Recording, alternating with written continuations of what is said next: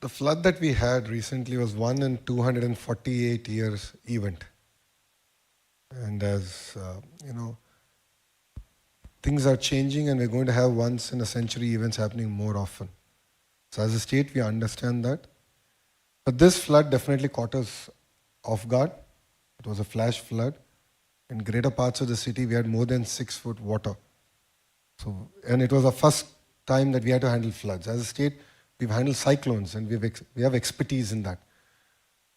But then Mr. Naidu being Mr. Naidu said, why can't we use drones for delivery? And I remember quite a few of the operators saying that's not possible. I mean, we've used it for agriculture purpose. Being an Indian, we call the Jugaad model. We had a basket fitted, let's say, let's try it. And success, we actually managed to deliver food. I wouldn't say that it was the best model. I think it was a great beginning because we didn't have enough of drones. So I wish I had 2,000 drones. Then I could have delivered breakfast, lunch and dinner to every house. But I just had about 40 drones. And with that 40 drones, we did do a pilot. And I think it clearly gives a direction of what India can do. And we're seeing other nations use drones to kill people. But I think India shows the way of how we can use drones in terms of relief and rehabilitation. So I think there's a lot of work that we've done there. Saying that, the second bit was the entire rehabilitation. So relief was done. How do you pay money? How do you rehabilitate people? Again, we put all the models out. We had a sandbox. All the images of the water from CCTV, from our drone footage was put out there. We had all the education institutions across the country and in Andhra Pradesh take a look at it, give us suggestions, start working on the models to tell us at what day, what level of water was in which area.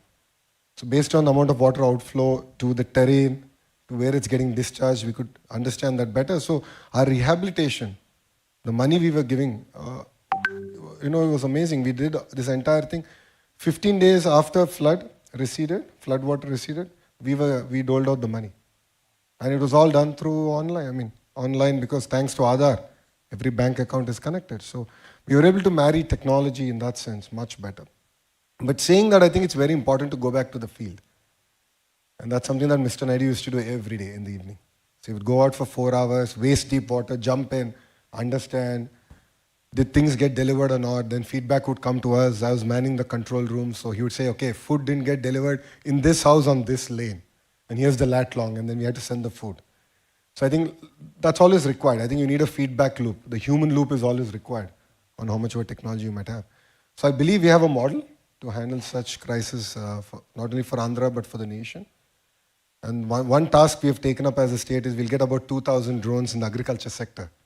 A lot of the spraying, the pesticides and so on and so forth actually can be done using drones. And then during an emergency, we can pull it out and use it for relief activities. So I think it's a great learning experience. And as a country and as a nation, we're just learning on how can we use this technology far better. I just want to stop here for a moment and just applaud the incredible work that the government and the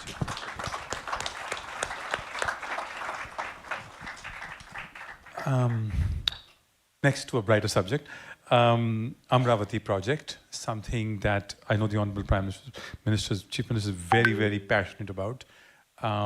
It could be, or should be, India's first ground-up AI capital, full of technology, built on the best plans, sustainable, everything that we can dream of. So if you could tell us a little bit about the vision behind the Amravati project, also called Amravati.ai, which is a very interesting subtitle for a capital city. How is it going and what is the vision?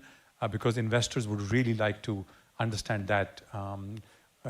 It'll be a capital that will compete with several very important capitals in the south.